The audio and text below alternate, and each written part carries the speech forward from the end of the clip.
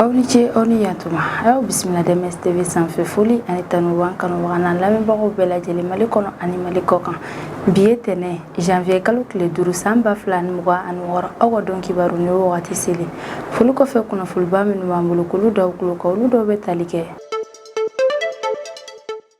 alamisa tɛmɛnen janvier kalo tile fɔlɔ san 2025 an ka Mali état major général bɔra ka laseli belebele dɔ yɛrɛ kɔni kɛ min na y'a yira k'a fɔ ko an ka finitigilakaw ka patriw ye maa fila dɔ yɛrɛ kɔni minɛ ni sigasigana yɛrɛ kɔni kɛ o maa fila ninnu yɛrɛ kɔni na hɛrɛma kɔnɔ poste la Sikaso région yɛrɛ kɔnɔna na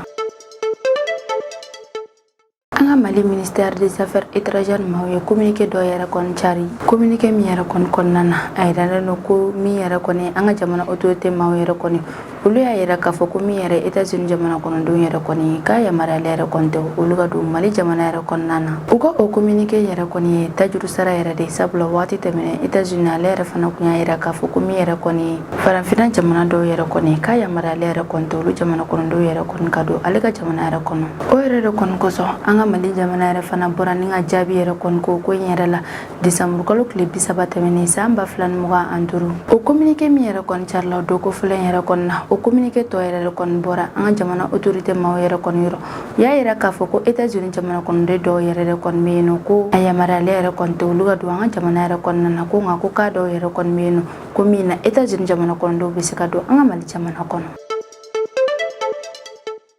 araba tɛmɛnen décembre kalo tile 31 san 2025 kan ka tunkarakɛ minnu yɛrɛ kɔni bɛ jamana kɔ kan olu yɛrɛ kɔni ye CFA wari miliyɔn 200 yɛrɛ kɔni di Fonds de résilience de la diaspora yɛrɛ kɔni ma min yɛrɛ kɔni dira walasa an ka Mali jamana yɛrɛ kɔni ka se k'a yɛrɛ kɔni dɛmɛ kosɛbɛ gɛlɛya dɔw yɛrɛ kɔni na o cérémonie yɛrɛ ɲɛmaa yɛrɛ kɔni kun bɛ an ka jamana tunkarakɛw ka ministre yɛrɛ de bolo ni ale tɔgɔ de ko Musa Atayɛri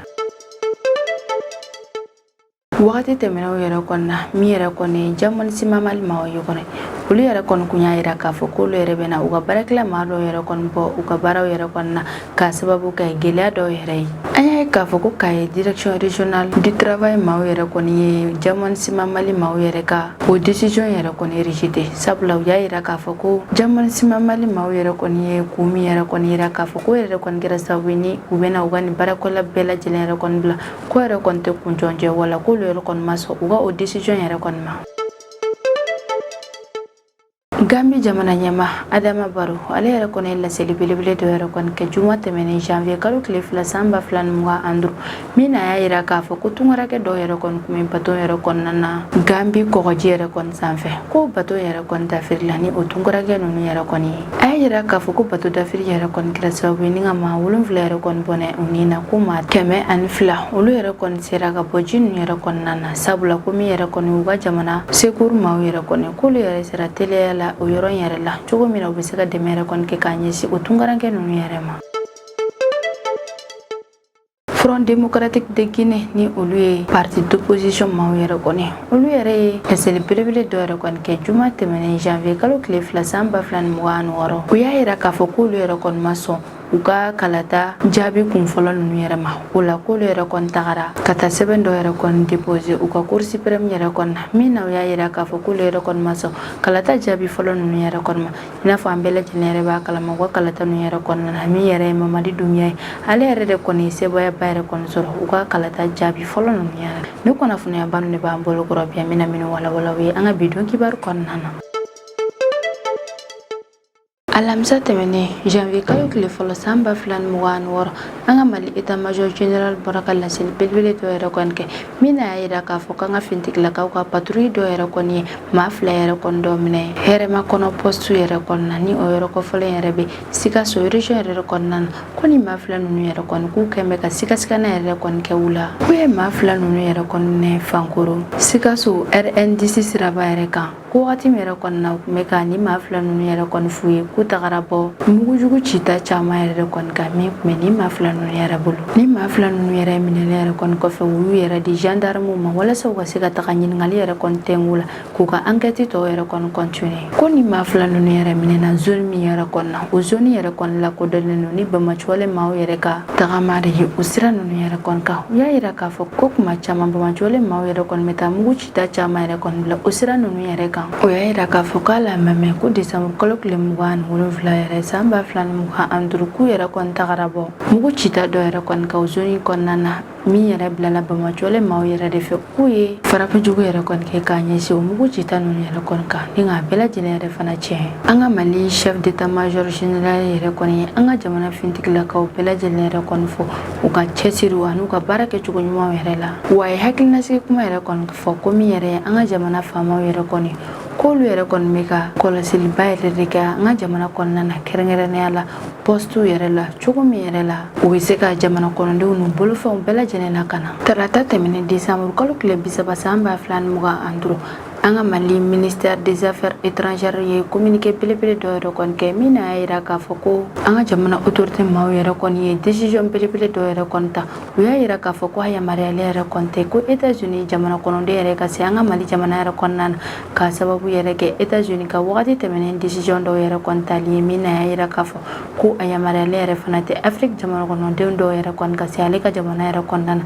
min na an ka Mali jamana kuma la Mali ka décembre kalo tile 30 san 2025 communiqué hukumu yɛrɛ kɔnɔna na min yɛrɛ Mali autorité maaw yɛrɛ olu y'a yira k'a fɔ ko cas dɔw yɛrɛ kɔni de bɛ yen nɔ min na a bɛ yamaruya États-Unis jamana kɔnɔden dɔw yɛrɛ kɔni ma u ka se ka don an ka Mali jamana kɔnɔ o maa ninnu yɛrɛ bɛ tali kɛ Amérique jamana kɔnɔden minnu yɛrɛ kɔni bɛ an ka Mali jamana yɛrɛ kɔnɔna na n'u sigilen bɛ yan nɔ ka kɔrɔ walima ni États-Unis jamana kɔnɔden minnu yɛrɛ ye Mali visa yɛrɛ kɔni ta ni visa ninnu yɛrɛ kan ka valider min yɛrɛ fana ye États-Unis diplomate ye fo ka taa se États-Unis jamana kɔnɔden dɔw yɛrɛ kɔni ma minnu yɛrɛ bɛ na an ka Mali jamana yɛrɛ kɔnɔna na min na Mali yɛrɛ bɛ intérêt yɛrɛ kɔni sɔrɔ olu ka nali ko yɛrɛ kɔni na ko fo ka taa se États-Unis diplomate yɛrɛ kɔni ma États-Unis jamana kɔnɔden dɔw yɛrɛ fana bɛ yen nɔ k'olu yɛrɛ fana bɛ se ka na an ka Mali jamana yɛrɛ kɔnɔna na i n'a fɔ minnu nali yɛrɛ Mali jamana yɛrɛ kɔnɔna na u bɛ se ka intérêt ba dɔ yɛrɛ kɔni lase Mali jamana yɛrɛ kɔni ma ko ni maa ninnu bɛɛ lajɛlen min yɛrɛ kɔni filɛ ka ɲɛfɔ an ye kɔni ko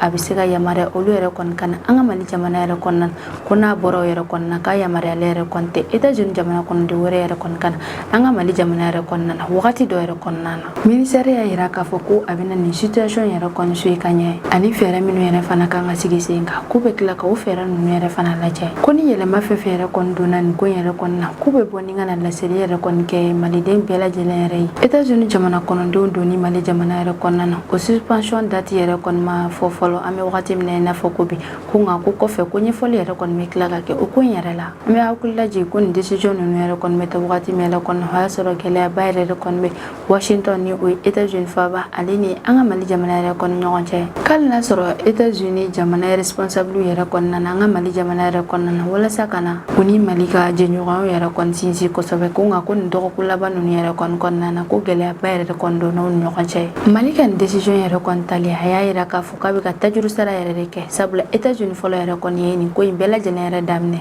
an bɛ wagati min na i n'a fɔ ko bi min yɛrɛ ye an ka jamana autorité maaw yɛrɛ kɔni olu yɛrɛ kɔni y'a yira k'a fɔ ko a yamaruyalen yɛrɛ kɔni don États-Unis jamana kɔnɔden dɔw yɛrɛ kɔni ka don an ka Mali jamana yɛrɛ kɔnɔna na i n'a fɔ États-Unis jamana kɔnɔden minnu yɛrɛ kɔni kun bɛ an ka Mali jamana kɔnɔna na kuma jan ani minnu ka visa baaraw yɛrɛ fana bɛ ka kɛ fo ka taa se États-Unis diplomate dɔw yɛrɛ kɔni ma ani États-Unis jamana kɔnɔden minnu yɛrɛ fana bɛ nafa yɛrɛ kɔni se Mali jamana yɛrɛ kɔnɔna k'olu bɛ se ka don an ka Mali jamana yɛrɛ kɔnɔna na wagati bɛɛ ko nka ko n'a bɔra o yɛrɛ kɔnɔna k'a yamaruyalen yɛrɛ kɔni tɛ États-Unis jamana kɔnɔden wɛrɛ yɛrɛ kɔni ka na an ka Mali jamana yɛrɛ kɔnɔna na wagati dɔ yɛrɛ kɔnɔna na araba tɛmɛnen décembre kalo tile 31 san 2025 ko kun ye cérémonie belebele yɛrɛ de min na an ka jamana tunkarankew yɛrɛ kɔni ye CFA wari miliyɔn 200 yɛrɛ kɔni di Fond de résilience de la diaspora yɛrɛ kɔni ma ni o yɛrɛ kɔni sigilen don walasa ka dɛmɛ yɛrɛ kɔni kɛ k'a ɲɛsin an ka Mali jamana yɛrɛ kɔni ma u ka o cérémonie ɲɛmaayaba yɛrɛ kɔni kun bɛ tunkaranke olu ka ministre yɛrɛ de bolo ni ale tɔgɔ de ko Musa Atayer u ka nin wari belebele yɛrɛ kɔni dɛmɛlen bɛ an ka jamana ministre des finances et de l'économie yɛrɛ de bolo an ka jamana ministre de l'économie et des finances ale yɛrɛ de bɛ ka u ka nin ko in yɛrɛ bɛɛ lajɛlen soutenir a ko bɛɛ lajɛlen yɛrɛ fana bɛ HCMA maaw yɛrɛ de bolo ni olu ye le Haut Conseil des Maliens de l'extérieur ko Fond de résilience de la diaspora yɛrɛ sigikun de ye walasa ka Mali jamana yɛrɛ dɛmɛ gɛlɛya wagati yɛrɛ la i n'a fɔ kalanko kɛnɛya ko fo ka taa se fɛn caman wɛrɛw yɛrɛ fana ma Ministre Musa Atayer alika kuma yɛrɛ kɔnɔna na a y'a yira k'a fɔ ko kuma caman an ka jamana tunkarankew yɛrɛ kɔni bɛ wari bila ka na an ka Mali jamana yɛrɛ kɔnɔna na cogo min na Mali yɛrɛ kɔni bɛ se ka yɛrɛ dɛmɛ ka bɔ gɛlɛya dɔw kɔnɔ ko o dɛmɛ yɛrɛ kɔni ko nafaba yɛrɛ de b'a la sabula k'a bɛ kɛ sababu yɛrɛ kɔni ye ni nka camanba yɛrɛ kɔni fara Mali ale ka développement ko yɛrɛ la Fond de résilience de la diaspora ale yɛrɛ kɔni sigira kun 3 yɛrɛ kɔni kama projet belebelew dɔw yɛrɛ financement yɛrɛ kɔni kan projet minnu yɛrɛ kɔni bɛ kɛ sababu ye ni ka nafaba yɛrɛ de don an ka jamana kɔnɔ wa k'a bɛ kɛ sababu fana ye min yɛrɛ an ka jamana tunkarankew yɛrɛ kɔni ni ka olu lakodɔn kosɛbɛ an ka jamana kɔnɔ wa k'a wari yɛrɛ fana bɛ kɛ ni ka dɛmɛ yɛrɛ kɛ k'a ɲɛsin maa dɔw yɛrɛ ma kɛrɛnkɛrɛnnenya la minnu bɛ gɛlɛya yɛrɛ kɔnɔna na a bɛ kɛ sababu yɛrɛ kɔni ni ka an ka jamana tunkarankew ka hakilinaw u ka technologie kuraw baaraw bɛɛ lajɛlen encourager ka an ka jamana tunkarankew k'olu ka fɛɛrɛ kuraw yɛrɛ soutenir ani ka technologie baaraw yɛrɛ fana transferli nɔgɔya an ka Mali jamana kɔnɔ o b'a yira k'a fɔ min yɛrɛ kɔni ye an ka jamana tunkaranke ninnu ka wari yɛrɛ kɔni k'a bɛ kɛ sababu ye ni ka na ni hakilina kuraw ani technologie kuraw walasa k'an ka Mali yɛrɛ développer wagati kuntagalajan kɔnɔna na o kɔfɛ Musa Atayer ale yɛrɛ hommage kɛ Habib Sila yɛrɛ ye ni ale ye HCME ɲɛmaaba yɛrɛ ye k'a sababu kɛ a jɔyɔrɔ ani a ka baara kɛcogo ɲuman yɛrɛ a y'a yira k'a fɔ min yɛrɛ ye Habib Sila yɛrɛ kɔni ko jɔyɔrɔba yɛrɛ de kɔni bɛ ale la HCME yɛrɛ kɔnɔna na wa fana a tilala tuguni ka yira k'a fɔ ko CFA wari miliyɔn 200 min yɛrɛ kɔni filɛ nin ye ka di k'u bɛna wari yɛrɛ kɔni labaara ka ɲɛ wa u b'a kɛ tilennenya ani jɛlenya kɔnɔna na ko wari labaarali yɛrɛ bɛna kɛ tilennenya ani jɛlenya yɛrɛ fana kɔnɔna na ko min yɛrɛ ye ministère de l'économie et des finances yɛrɛ ye k'olu yɛrɛ bɛna u janto ni wari yɛrɛ la ni k'a kɔlɔsi ka ɲɛ Musa Atayer y'a yira k'a fɔ k'ale ka ministère maaw yɛrɛ bɛ an ka jamana tunkaranke maaw ka waleɲuman bɛɛ lajɛlen soutenir k'a kun bɛɛ lajɛlen ye walasa ka jamana yɛrɛma hɔrɔnya yɛrɛ sinsin ani ka basigi yɛrɛ fana sabati Mali jamana kɔnɔ ko bɛ nin bɛɛ lajɛlen yɛrɛ fana kɛ ni solution dɔw yɛrɛ fana ɲinini ye solution min yɛrɛ kɔni bɛ kɛ kuntagalajan yɛrɛ de ye don n'a nataw yɛrɛ kow la Musa Atayer ale yɛrɛ kɔni seginna tuguni ni k'a da tunkaranke minnu yɛrɛ ye wari di ani jamana kɔnɔdenw bɛɛ lajɛlen yɛrɛ kulo la k'a fɔ ko wari min yɛrɛ kɔni dira k'u bɛna u janto wari in na kosɛbɛ ko wari in yɛrɛ fana bɛna labaara jɛlenya ani tilennenya kɔnɔna na wa k'a bɛɛ lajɛlen fana bɛ kɛ ministère de l'économie et des finances maaw yɛrɛ ka kɔlɔsili de kɔnɔna na ministre ka kuma kuncɛ kuma yɛrɛ kɔnɔna a y'a yira k'a fɔ ko min yɛrɛ ye ale ka département maaw yɛrɛ k'olu labɛnnen don sanga ani wagati bɛɛ lajɛlen yɛrɛ de la ni ka an ka jamana tunkarankew ka waleɲuman bɛɛ lajɛlen dɛmɛ sabula k'u ka waleɲuman ninnu de bɛ ka kɛ sababu ye ni an ka jamana yɛrɛ kɔni bɛ k'a ka yɛrɛma hɔrɔnya yɛrɛ ta fɛn caman na ani a bɛ ka basigi yɛrɛ fana sabati an ka Mali jamana yɛrɛ kɔnɔna na wagati tɛmɛnenw na Jamana Sima Mali SA maaw yɛrɛ kɔni kun ye laseli dɔw yɛrɛ kɛ min na u y'a yira k'a fɔ k'olu bɛna u ka baarakɛla dɔw yɛrɛ kɔni bila ka bɔ u ka baara yɛrɛ ka sababu yɛrɛ kɔni kɛ gɛlɛya dɔw yɛrɛ ye o ko hukumu yɛrɛ de la an y'a ye k'a fɔ ko Kayi direction régionale maaw yɛrɛ ye ma sɔn Jamana Sima Mali maaw ka baarabila ko yɛrɛ kɔnɔna u y'a yira k'a fɔ ko Jamana Sima Mali SA maaw yɛrɛ kun minnu yɛrɛ kɔni yira k'a fɔ ko de bɛna kɛ sababu ye n'u bɛna u ka nin baarakɛla ninnu yɛrɛ kɔni bila k'olu tɛ kun jɔnjɔn yɛrɛ kɔni ye k'a fɔ k'i bɛ maa yɛrɛ kɔni bila ka bɔ baara la kɛrɛnkɛrɛnnenya la ni maa caman yɛrɛ kɔni an b'aw ladɔnniya k'a fɔ ko Buguni Jamana Sima Mali SA maaw yɛrɛ de kɔni kun ye nin décision yɛrɛ kɔni ta ni olu ka baarakɛyɔrɔ yɛrɛ sigilen bɛ Gangotɛri yɛrɛ de Jamana Sima Mali SA maaw yɛrɛ kun ye ko minnu yɛrɛ yira k'a fɔ k'olu bɛna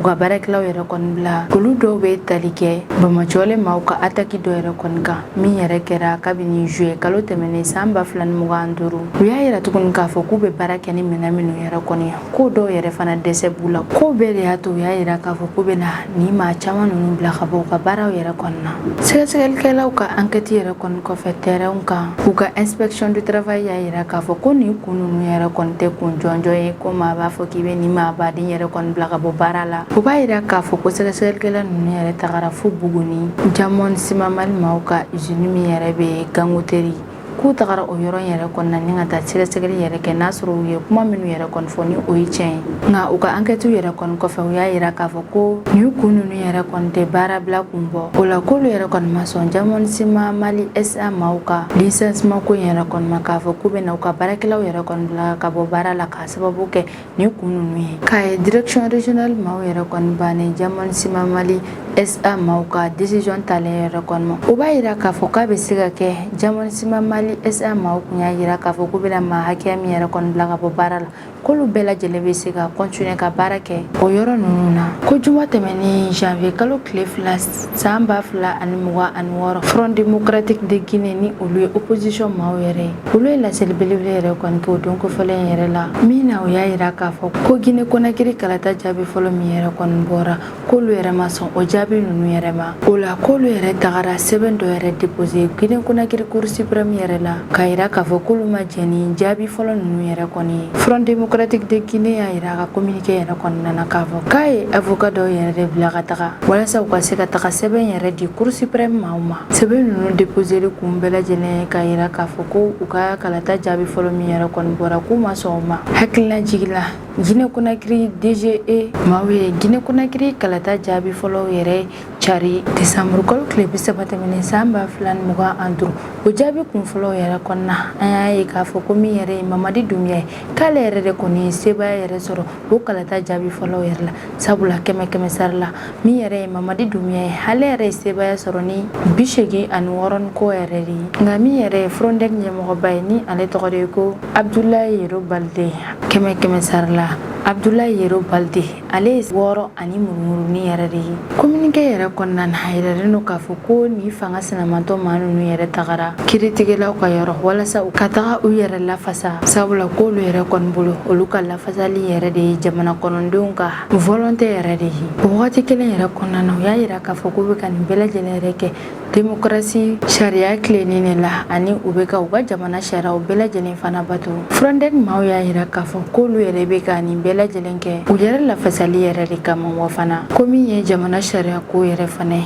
k'olu yɛrɛ b'u fɛ kosɛbɛ wa u bɛ ka bɛɛ lajɛlen fana bato ka ɲɛ tilennenya kɔnɔna na an bɛ wagati min na i n'a fɔ ko bi min yɛrɛ ye Frondec maaw yɛrɛ kɔni olu yɛrɛ kɔni bɔra k'a yira k'a fɔ ko min yɛrɛ Guinée Conakry kalata jaabi fɔlɔ yɛrɛ kɔni k'olu yɛrɛ ma sɔn o jaabi ninnu yɛrɛ ma o yɛrɛ kɔni kosɔn u tagara Cour suprême yɛrɛ kɔnɔna ka taa sɛbɛn dɔ yɛrɛ déposé yen nɔ min na u y'a yira k'a fɔ k'olu ma sɔn kalata jaabi fɔlɔ ninnu yɛrɛ ma juma tɛmɛnen janvier kalo tile 2 san 2026 Gambie jamana ɲɛmaa Adama Barrow ale bɔra ka laseli belebele yɛrɛ kɛ o don kɔfɛlen yɛrɛ na a y'a yira k'a fɔ ko bato dɔ yɛrɛ kɔni tun bɛ ka taga ni tunkarankew yɛrɛ ye ni bato yɛrɛ tun ye Gambie Côte Nord yɛrɛ kan ko bato yɛrɛ dafirila ni o tunkarankɛ ninnu bɛɛ lajɛlen yɛrɛ kɔni ko nka k'a kɛra sababu yɛrɛ kɔni ni ka maa 7 yɛrɛ bɔnɛ u ni na k'u ka jamana sekuru maaw yɛrɛ kɔni sera ka maa 102 yɛrɛ fana kisi u ka chef d'état major yɛrɛ ka kɔrɔfɔ la ale y'a yira k'a fɔ ko nin bato dafiri yɛrɛ kɛra décembre kalo tile 31 su yɛrɛ de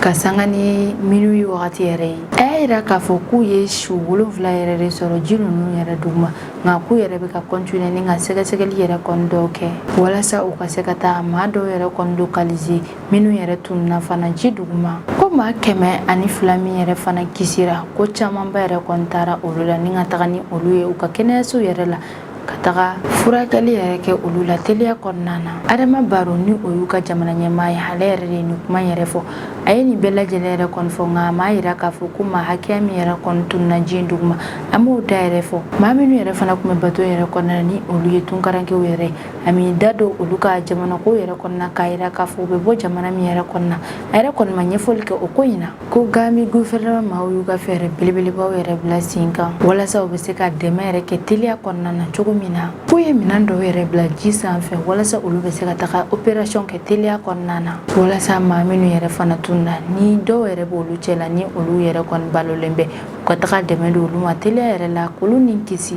Barrow ale ye hommage yɛrɛ kɔni kɛ k'a ɲɛsin Gambie badalamɔgɔw yɛrɛ ma sabula ni bato yɛrɛ kɔni bɛ dafiri kuma min yɛrɛ kɔnɔna o y'a sɔrɔ olu yɛrɛ de bɛ wa olu yɛrɛ de fana wulila teliya yɛrɛ la ni ka taa dɛmɛ yɛrɛ kɔni dɔ k'a ɲɛsin maa ninnu yɛrɛ ma wa ko wagati yɛrɛ fana la u ye alerte yɛrɛ kɛ k'u y'u ni yɛrɛ fana de bila farati yɛrɛ la ka maa wɛrɛw yɛrɛ fana ni kisi a ye foli belebele yɛrɛ fana bila ni k'a ɲɛsin Edouard Francis Mal kɛnɛyaso baarakɛlaw yɛrɛ ma sabula olu fana sera kɛnɛ in ka teliya la walasa u bɛ se ka maa dɔw yɛrɛ kɔni dɛmɛ kɛrɛnkɛrɛnnenya la minnu yɛrɛ kisira ni ka se ni olu yɛrɛ ye kɛnɛyaso yɛrɛ la ka taga furakɛli yɛrɛ kɛ olu la teliya kɔnɔna na min yɛrɛ fana ye u ka jamana mɔnikɛlaw yɛrɛ kɛrɛnkɛrɛnnenya la minnu kun bɛ ni kasara kɛra yɛrɛ kɔnɔna a ye olu yɛrɛ fana fo kosɛbɛ olu yɛrɛ fana u seko n'u dɔnko bɛɛ lajɛlen kɛ ka maaw yɛrɛ fana ni kisi o kɔfɛ a ye tasibila yɛrɛ kɔni kɛ k'a ɲɛsin maa minnu ni tora nin ko in yɛrɛ la olu ka denbaya bɛɛ lajɛlen yɛrɛ kɔni ma a ye o tasibila yɛrɛ kɔni kɛ a yɛrɛ tɔgɔ la ani Gambi autorité bɛɛ lajɛlen tɔgɔ la wa u ka jamana ɲɛmaa y'a yira tuguni k'a fɔ ko maa minnu yɛrɛ de ka denbayaw tora nin ko in yɛrɛ kɔni na